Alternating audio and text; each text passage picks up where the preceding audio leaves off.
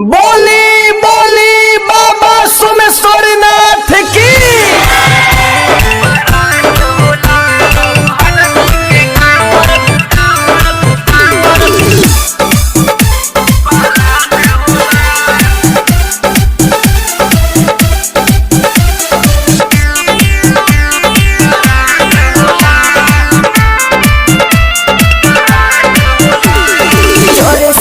हम चलो मैं हो हमरो के संग ही चली देव घर हरे चली